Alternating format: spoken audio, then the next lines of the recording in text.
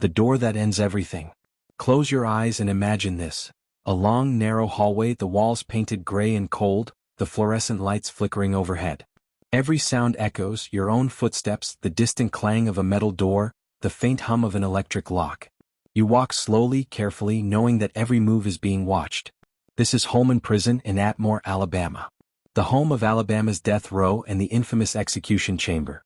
Behind a locked door, hidden from the outside world, lies a room designed for one purpose: to end a human life. A sterile room, cold and silent, with a single gurney in the center. Straps hang from the sides, waiting. Nearby, the lethal injection equipment sits quietly, lines and needles ready to deliver chemicals that will bring a man's life to an end. For the inmates here, this door is more than just wood and metal. It is the final threshold, the point where all hope, all freedom, and all life ends. Some arrive afraid, others resigned. But no one leaves unchanged. In this video, we will step inside Alabama's death row. We'll walk its hallways, see the cells, and understand the grim reality of life under the shadow of the execution chamber. This is not about crime alone. It's about a system, a place, and people living in a reality most of us cannot imagine. Walking the hallways of death row. Holman Prison's death row is a world unlike any other part of the criminal justice system. Here, men live under constant surveillance, confined for nearly every hour of the day. The daily routine is rigid, precise, and unchanging, yet every moment is heavy with the weight of knowing the execution chamber waits for some of them. The arrival. When a new inmate arrives on death row, the process is more than just moving from one cell block to another. Guards in full uniform escort the prisoner through long, silent corridors. Each step is calculated.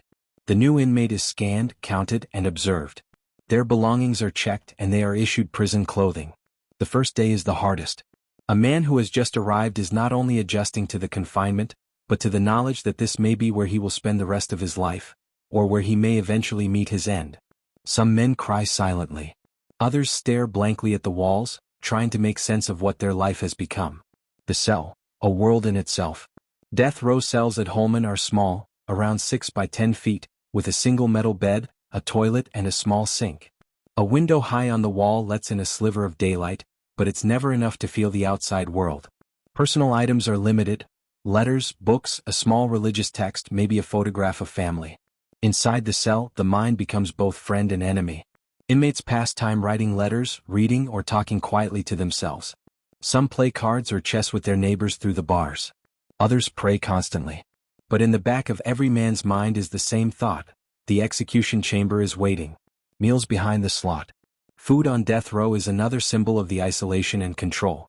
Meals are served through a small metal slot in the door. There is no dining hall. There is no gathering. Breakfast, lunch, and dinner are eaten alone in the cell. The menu is simple: eggs, grits, toast, or sometimes processed meat and vegetables. Nothing extravagant, nothing comforting. Guards deliver the trays, slide them through the slot, and move on. Conversation is minimal. Every bite is quiet. Every sound echoes. Eating becomes more than just nourishment. It becomes a routine, a way to pass time, a reminder that life continues, even under the shadow of death. Daily routine and surveillance. The schedule on death row is strict. Wake up, meal, exercise, lights out. Everything is timed. Every movement is monitored. Guards walk the halls, eyes sharp. Cameras capture every angle. Even a cough or a door closing too loudly can draw attention. Exercise is limited, often just an hour outside the cell in a small yard, surrounded by fences and razor wire. Inmates walk alone or in pairs, but conversation is quiet, almost whispered. The sun is bright, but it does not feel free. The sky is small, framed by bars, fences, and walls. During the day, guards conduct routine checks. They look through the tiny windows on cell doors, counting and observing. No privacy exists. Inmates live in constant awareness of eyes watching them. Every moment is regulated, controlled, and documented. Mental and emotional toll. Living like this takes a psychological toll. Men describe it as slow, crushing, and isolating. Some develop coping mechanisms: writing letters, memorizing books, or praying for hours. Others struggle with depression, anger, or hopelessness. The execution chamber is never far from their thoughts. Some men prepare for death, making peace with their faith or their past. Others refuse to think about it at all, focusing on the small routines of survival: reading, eating, sleeping. Even the guards who work here admit it changes them. Witnessing men walk to the execution chamber leaves a shadow. Years of escorting inmates, of seeing the fear, resignation, and sometimes defiance, leave marks on those who enforce the law. Visiting the chamber. The execution chamber itself is a silent, sterile room. A single gurney sits in the center, straps ready to hold an inmate in place. The lethal injection lines wait. A small window on the wall allows witnesses to observe, family, media, and lawyers, but the experience is clinical, almost mechanical. For inmates, the chamber is not just a room, it is a symbol of finality. Guards, staff, and even other prisoners treat it with a mix of fear, respect, and silence. The shadow of that room hangs over death row every single day, influencing how men live, interact, and survive. The day of reckoning, execution preparation. The walls of Holman Prison seem quieter on execution day, but the silence is heavy. Time feels different. For inmates, every second stretches and contracts like a rubber band, filled with dread, reflection, and anticipation. For the prison staff, the day is a precise operation. Procedures must be followed, mistakes are not allowed, and emotions are carefully controlled. The morning before. Execution day begins early. Long before the sun fully rises over Atmore, Alabama, the men on death row wake to the same harsh fluorescent lights, the same concrete floors, and the same metal doors. But for the inmate facing execution, today is different. There is a palpable tension in the air. A guard knocks lightly on the door. A small tray with breakfast is slid through the slot: oatmeal, toast, maybe a boiled egg. The inmate eats quietly. There is no chatter, no small talk. The other prisoners may glance at him, but mostly they look away. It's a moment of isolation even among fellow inmates. During breakfast, the inmate may read letters from loved ones, hold a religious text, or simply sit in silence. Some prisoners choose to speak with the prison chaplain, discussing faith, forgiveness, or even fear. These conversations are brief but profound, often the last words exchanged before the final walk. Meanwhile, guards are preparing. They check their lists, double-check the execution schedule, and ensure that the chemicals are ready. Lethal injection requires precision. A mistake could mean failure, which is not allowed under the law. Everything is reviewed: timing, supplies, staff positions, and emergency protocols. Isolation and reflection. As the morning progresses, the inmate is moved into isolation. He is no longer just part of death row. He is now under intense supervision with staff watching every movement.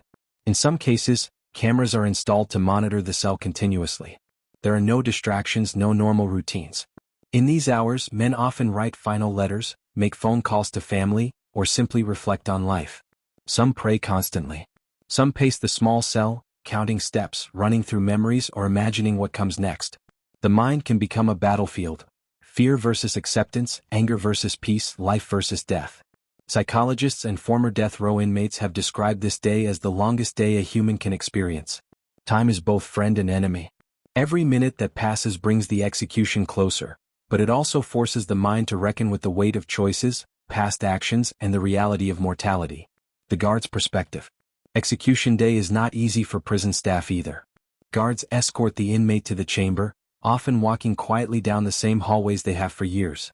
Some officers describe the experience as haunting. Years of guiding men to the gurney, watching the fear or acceptance in their eyes, can leave lasting emotional scars. Staff members are trained to remain professional and calm. But behind the protocol, there are human reactions: an unease, a tension, sometimes even tears after the process is over. Many describe it as a heavy weight, one they carry silently. Family and witnesses. Family members of both the victim and the inmate may arrive at the prison. They are led to observation rooms, often through security checks and strict instructions. Witnesses can view the execution through a small window into the chamber, but they cannot intervene. The atmosphere in the observation room is tense. Some families are composed, others overwhelmed with grief, anger, or fear. For the inmate's family, this may be the last chance to see a loved one alive. For the victim's families, it may feel like closure, or it may open wounds anew. The entire process is designed to be clinical, precise, and controlled. But the human emotions, the rawness of anticipation and loss, cannot be contained. Final preparations. Around mid-morning, the execution chamber is prepared. The gurney is checked, straps are tightened, and intravenous lines are tested. Lethal injection chemicals are prepared in a sterile, adjacent room, labeled carefully and placed in order. Every step is double-checked.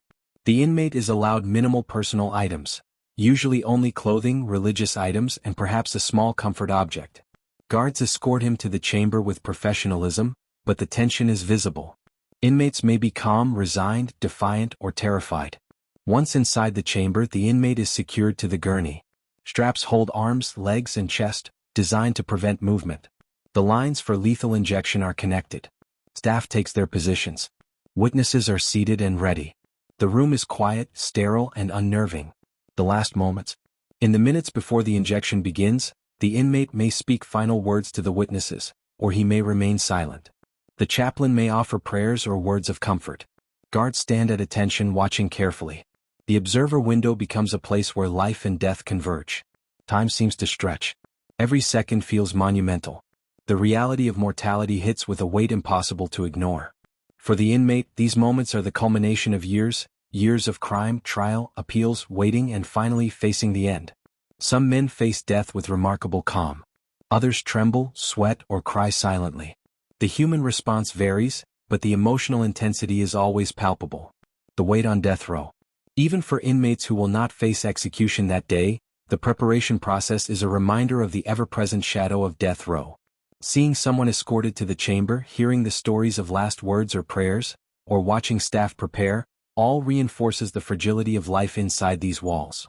Psychologists note that this environment shapes men profoundly. Anxiety, depression, and fear are constant companions. Men learn to survive emotionally, mentally, and spiritually. Coping mechanisms vary. Some pray, some meditate, some write, and some build inner walls against fear. The execution chamber is more than a room. It is a symbol, a force, and a constant reminder of mortality that hangs over death row every day, shaping the routines, interactions, and mental states of everyone living inside Holman Prison. Facing the final hour, execution and aftermath. The final hour on death row is unlike any other time in prison. The routine, the walls, the meals, even the cold concrete floor, all of it disappears into a single, unbroken moment. For the inmate, every sound, every shadow, every heartbeat matters. For guards, lawyers, and witnesses, the tension is almost unbearable. At Holman Prison, executions are scheduled well in advance. The inmate is notified, sometimes days before. Appeals have been exhausted, final clemency requests denied, and the date set. The reality that once seemed distant now arrives at a precise hour. Escorting the inmate to the chamber. The walk to the execution chamber is the last journey a man on death row will ever take. Guards lead him through the long, narrow corridors of the death row unit. These hallways, familiar to him for years, now feel surreal. Every step is deliberate, measured. The echo of footsteps becomes a reminder of what is about to happen. Other inmates may line the halls briefly or remain silent in their cells. The air is thick with anticipation. The inmate may be calm, stoic, or visibly trembling. Some mutter prayers. Others remain silent, staring straight ahead. Staff members maintain professionalism, but the weight of the moment hangs over everyone. Even seasoned guards admit to feeling a profound unease during this walk. It's the final crossing between life and death, and the human mind cannot ignore it. Inside the chamber. The execution chamber is stark, sterile, and cold. A single gurney sits in the center, straps hanging loosely. The intravenous lines for the lethal injection are tested, ready to carry the chemicals that will end life. Witnesses, family members, lawyers, and sometimes media representatives watch from a small observation room. The tension is almost unbearable. Some families hold hands tightly, others cry silently. The gravity of the moment presses on everyone's chest. The inmate is carefully secured to the gurney. Straps hold arms, legs, and chest to prevent movement. The final medical checks are conducted: blood pressure, pulse, and consciousness. A chaplain or spiritual advisor may offer prayers, words of comfort, or guidance, acknowledging the deep emotional and spiritual weight of the moment.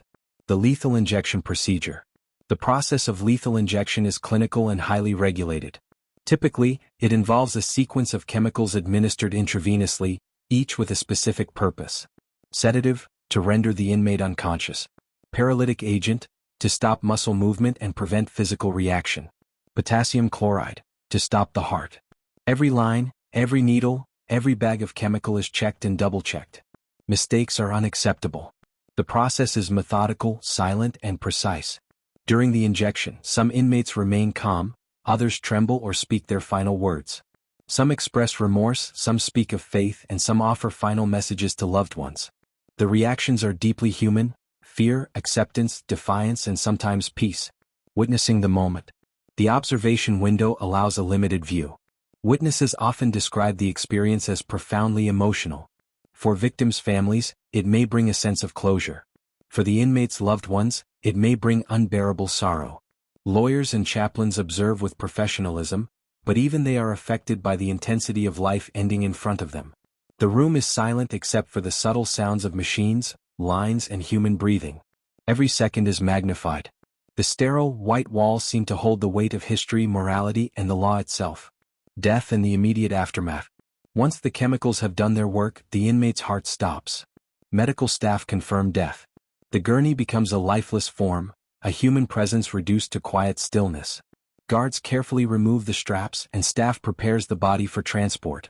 Immediately afterward, the emotional impact ripples through everyone in the prison. Witnesses leave the observation room in silence, carrying grief, relief, or a complex mix of emotions. Guards often take a moment away from the scene to process what just occurred. Even the walls of Holman seem to absorb the quiet aftermath. In the cells of other inmates, whispers circulate. Life on death row continues, but the presence of the execution chamber feels heavier than ever. Men who live there know that one day they may be next, or they may continue to live under its constant shadow. The emotional weight on prison staff. Years of escorting inmates to the chamber affect the guards and staff. Some describe nightmares, emotional numbness, or depression. Others find ways to cope through faith, counseling, or distance from the emotional weight. The repetitive nature of these procedures is both routine and extraordinary, a daily reminder of the power, responsibility, and emotional cost of enforcing capital punishment. Psychologists note that working in such an environment is psychologically taxing. Staff may form emotional detachment as a defense mechanism, yet the memory of every execution lingers. For many, it is a burden carried silently, often for decades. The broader implications. Execution Day is more than an isolated event. It affects every person in the prison ecosystem: the inmates, the guards, the chaplains, the lawyers, and the witnesses. Life on death row is defined by this moment: the preparation, the tension, the final act, and the aftermath.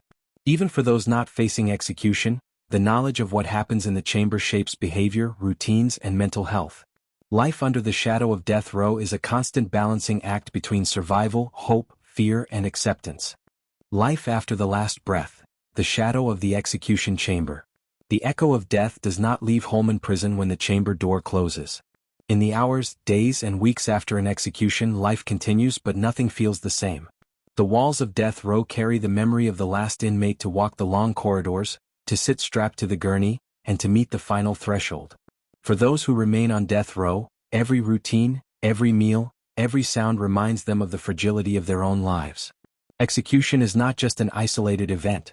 It is a constant presence that shapes behavior, mental state, and the prison's environment for everyone inside. The returning routine. After an execution, guards and staff restore routines. Hallways are walked, cells are checked, meals continue to be delivered through metal slots, and exercise periods resume. For many, the day returns to normal, but the memory of the event lingers. Inmates who were in adjacent cells or nearby during the execution often carry visible signs of stress: tense postures, withdrawn behavior, quiet whispering. Some discuss the execution in hushed tones. Others avoid conversation entirely, lost in their thoughts or prayers. For staff, routines may resume immediately, but emotional processing takes longer. Some officers report lingering tension or quiet moments of reflection after witnessing the final act of human life. Chaplains and psychologists are often available to support both staff and inmates, though the effectiveness varies depending on the individual's coping mechanisms. The psychological impact on inmates. The presence of the execution chamber affects all inmates on death row, not just the one facing execution. Witnessing a peer's final moments, or even knowing it happened, shapes the mental and emotional landscape of the block.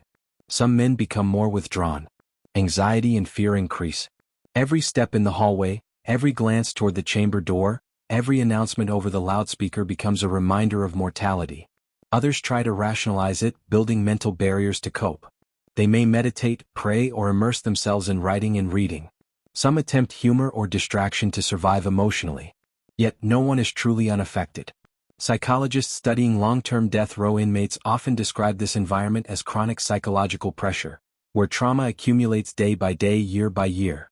Even men who believe they are hardened by prison life admit that the shadow of the chamber is inescapable. Staff and emotional shadows. Execution day also leaves its mark on prison staff, sometimes in ways not visible to the public. Guards, medical personnel, and chaplains witness the final moments repeatedly over the years. Many develop coping mechanisms, such as emotional detachment or focusing strictly on procedure. Others struggle with lingering feelings of guilt, grief, or moral conflict. Some experience nightmares or flashbacks. For many, the memory of executions remains vivid decades later. Chaplains play a critical role in helping both inmates and staff navigate these emotional challenges. They offer counseling, prayers, and guidance to cope with fear, grief, and moral dilemmas. But even with support, the weight of life and death responsibility is profound. Effects on the prison environment. The prison itself changes in subtle ways after each execution. Silence becomes heavier, movement feels more deliberate, and the air carries an invisible tension. Inmates often adjust behavior. Some become more compliant, others more withdrawn. The community inside death row develops unspoken rules, shaped by the knowledge of what lies behind the execution chamber door. Even meals, exercise, and cell routines are influenced. Men may eat more quietly, avoid interaction, or cling to small comforts like books or letters. The constant presence of death shapes every interaction and every decision on death row. Reflections on mortality and time. Executions force all who live and work on death row to confront mortality in a direct and unfiltered way. Inmates reflect on their own lives, their choices, and the possibility of an end that may be coming sooner than they imagined. Some men find peace accepting what is inevitable. Others live in constant fear, uncertainty, or anger.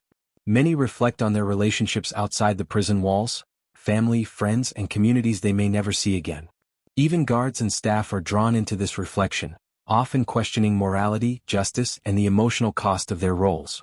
The chamber, the procedure, and the aftermath become a mirror for everyone involved. A mirror reflecting both the fragility and the value of human life. Long-term trauma and coping mechanisms.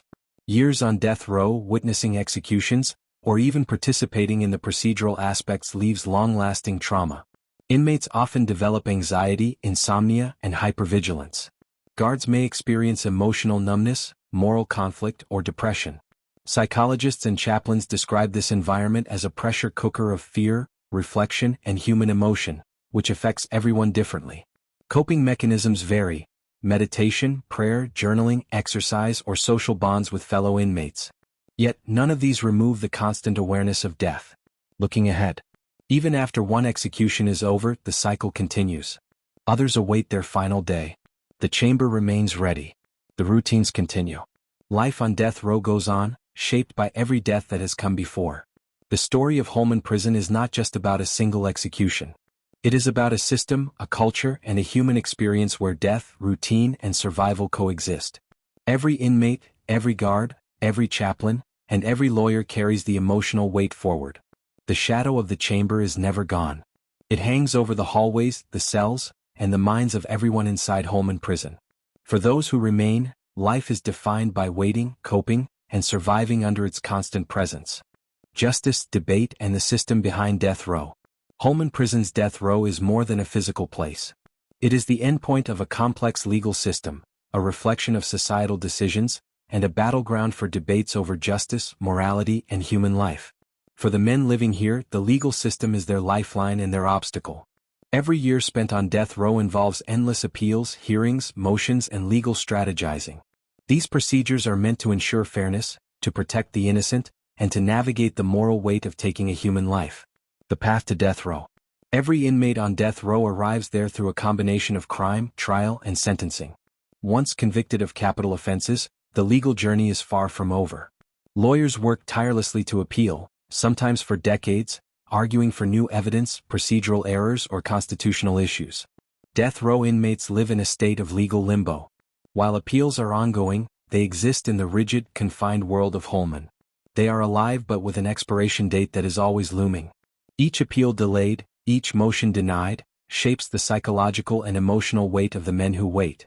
Some cases draw national attention, involving claims of wrongful conviction, ineffective counsel, or systemic bias. Others remain quiet, known only to the families, lawyers, and prison staff involved. But all contribute to a broader understanding of the complex, often imperfect legal machinery behind death row. Appeals and legal procedures. Appeals can take years or even decades. Inmates may file claims based on new evidence that could prove innocence, legal technicalities or procedural errors in the original trial, constitutional arguments regarding cruel and unusual punishment, mental health evaluations questioning competency. Each appeal triggers investigations, hearings, and deliberations. Lawyers for the state and the defense engage in rigorous arguments. Judges consider evidence, review procedures, and determine if justice has been properly served. For inmates, this process is both hope and frustration. Hope that life can be spared. Frustration at the slow pace of justice and the ongoing reminder of the looming execution chamber. The broader debate. Holman Prison exists within a larger societal conversation, the ethics of the death penalty. Supporters argue it serves justice, deters crime, and honors victims. Opponents point to wrongful convictions, racial disparities, mental health concerns, and moral objections to state-sanctioned killing. This debate is reflected in every part of the death row experience: the cells, the hallways, the execution chamber, and even the legal proceedings. It affects not only inmates but also guards, chaplains, lawyers, and families of victims. The debate also shapes public policy. Alabama, like other states, periodically reviews death penalty procedures, chemicals used, and protocols for execution. Legal challenges often arise over transparency, humaneness, and compliance with constitutional standards. Life for inmates between appeals. During this period, life continues on death row, defined by routine and survival. Inmates must navigate isolation and confinement in small cells, interaction with fellow inmates through strict rules, coping mechanisms for mental health, writing, reading, praying, uncertainty about if or when an execution may occur. This limbo is psychologically intense. Time stretches differently on death row. Days, months, and years blur together under the shadow of potential death. Each denied appeal can feel like a small death itself. Impact on families. Families of inmates are deeply affected by the legal process. They face a constant cycle of hope and despair with every appeal or denial. Emotional stress, social stigma, and financial strain are common realities. Victims' families also navigate complex emotions. They may seek closure through execution but confront legal delays, appeals, and media attention. For everyone connected, the process is emotionally exhausting and morally complicated. Ethical and moral questions. Holman Prison is not just a facility, it is a reflection of society's struggle with justice and morality. Questions arise. Can any system be perfect enough to decide life and death? Is the death penalty a deterrent or an outdated practice? How do we balance justice for victims with protection for the innocent? What responsibility do society, the legal system, and individuals bear in these decisions? These questions do not have easy answers. They are debated in courtrooms, in academic studies, among lawmakers, and in the hearts of everyone who experiences death row firsthand. The system in motion. Despite debate, the system continues to operate. Guards maintain routines, lawyers pursue appeals, chaplains offer support, and the execution chamber remains ready. Every execution is preceded by careful legal scrutiny, preparation, and oversight. This process underscores the weight of responsibility carried by every participant. Judges make life-altering decisions. Lawyers navigate complex legal frameworks. Guards and staff enforce protocols while managing human emotion. Chaplains provide spiritual guidance and moral support. Death row is a microcosm of the justice system itself, an environment where law, morality, and human experience collide in a stark, uncompromising way. Reflection. Life on death row as a mirror. Holman Prison is not just about punishment. It is about humanity under extreme conditions: fear, isolation, hope, regret, and resilience. The legal system, the execution chamber, and the long wait all form an ecosystem where every action is magnified, every choice matters, and every life carries profound meaning. For viewers, understanding death row is more than observing prison life. It is seeing how law, morality, and human experience intertwine. Every inmate, guard, lawyer, and chaplain carries stories, emotions, and reflections that remind us of the gravity of human life, and the consequences of decisions made by society. Life in the shadow, the minds and stories of death row inmates. While much of Holman Prison focuses on routines, security, and the looming execution chamber, the real story of death row is in the minds of the men who live there. Every inmate carries a unique story, some shaped by crime, some by circumstance, some by tragedy, and each story is now bound by walls, bars, and the constant awareness of death. A day begins with reflection. For inmates, waking up on death row is never simple. The harsh fluorescent lights flicker on, and the metal doors clang as guards start their rounds. For most men, the first moments of the day are spent mentally preparing. Thoughts wander, regrets, memories of loved ones, moments that led to their convictions. Some men start the day by praying or meditating, finding small pockets of peace amid chaos. Others pace their cells, counting steps or quietly muttering numbers, letters, or prayers as a way to ground themselves. Even the smallest gestures, sitting on the bed, turning pages of a book, or holding a photograph, carry emotional weight. Life on death row is a mix of routines and reflection. Every sound, the echo of a distant door, the hum of an air vent, footsteps of guards, reminds inmates of the structure and the constant oversight. Coping mechanisms: survival and isolation. Isolation on death row is extreme. Inmates spend roughly 23 hours a day in their cells, with only brief periods for exercise, showers, or interactions with staff. Human contact is rare, but essential for maintaining mental health. Men develop coping mechanisms to survive. Writing letters to family, friends, or even to themselves, documenting thoughts and memories. Reading books or newspapers, mentally escaping the cell into different worlds. Mental exercises such as memorizing lines of poetry, religious texts, or even reciting prayers repeatedly. Art or music, where permitted, expressing emotions safely within the constraints of prison rules. For some, these routines are not just hobbies, they are lifelines.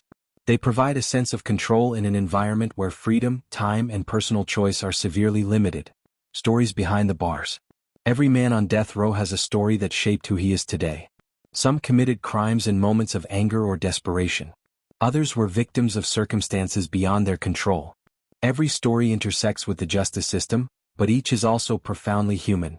Some men write about lost opportunities and broken families. Others reflect on moments of guilt and remorse, wishing they could undo the past. A few describe resilience, finding meaning in small victories like finishing a book, completing a letter, or speaking to a chaplain. These stories, though private, reveal the human cost of the death penalty. Life on death row is not just punishment, it is decades of reflection, fear, and small acts of survival. Exercise and small freedoms. Even within confinement, moments of physical activity or small freedoms become precious. Exercise periods are brief, often in a narrow, fenced yard. Inmates walk, jog, or do push-ups, but always under the watchful eye of guards. Small freedoms, stretching arms, standing in the sunlight, talking briefly to another inmate, become crucial for mental health. Guards acknowledge these moments, allowing a brief reprieve while maintaining strict rules. Even the smallest act, like opening a cell window or feeling sunlight on the face, can be a reminder that life exists beyond the concrete walls and razor wire. Relationships and social bonds. Though interactions are limited, death row inmates form bonds. These connections can be fleeting or long-lasting, but they provide critical emotional support. Men may share stories, discuss faith, or offer advice for surviving mentally and emotionally. Some friendships are built on mutual understanding of the system, shared experiences of confinement, and the knowledge that everyone is living under the shadow of death. Others are more practical, built on trust for sharing small resources like books or hygiene supplies. These bonds are essential as isolation can be deadly for the mind. In a place designed to strip away normal human connections, any sense of community, however small, can become a lifeline. The role of faith and spirituality. Faith is central to life on death row for many inmates. Chaplains regularly visit, offering prayers, counsel, and spiritual guidance. For some men, religion provides comfort and structure.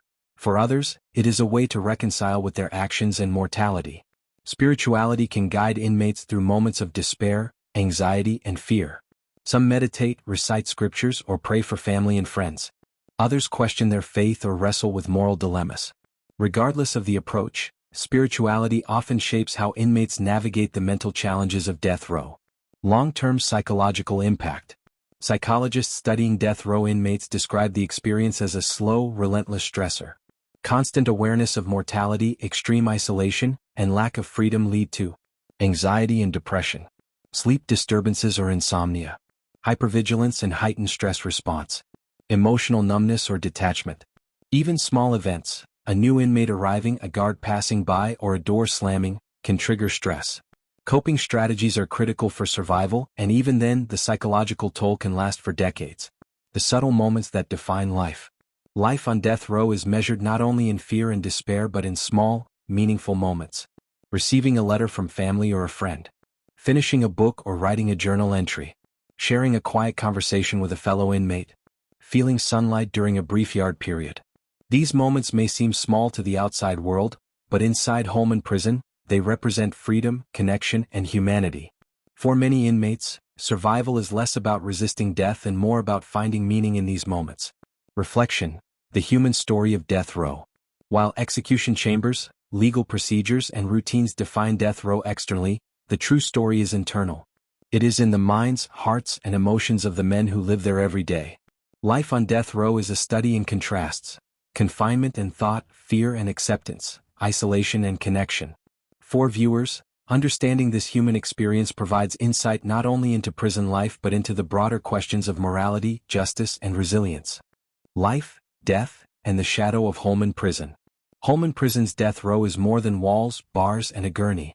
It is a world where every moment is measured, every sound amplified, and every life weighed against the consequences of crime, justice, and society. We've walked the hallways. We've seen the cells. We've felt the routines, the fear, and the quiet moments of reflection. We've witnessed preparation for the final hour, the execution itself, and the life that continues in its shadow. And through it all, one truth becomes clear. Death row is not just punishment. It is a human experience shaped by fear, regret, survival, and resilience. For inmates, every day is a balance between hope and despair, between remembering the past and facing the inevitable. For staff, every action carries the weight of responsibility, morality, and psychological toll. And for society, Holman Prison is a mirror, reflecting the complexities of justice, ethics, and the ultimate question: what is the cost of taking a life even in the name of the law? As we leave Holman Prison, the corridors grow silent.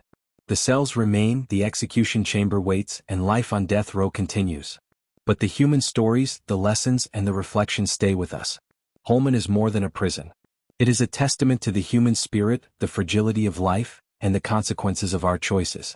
It reminds us that behind every cell door is a story, behind every wall is a life, and behind every shadow is a truth we must face.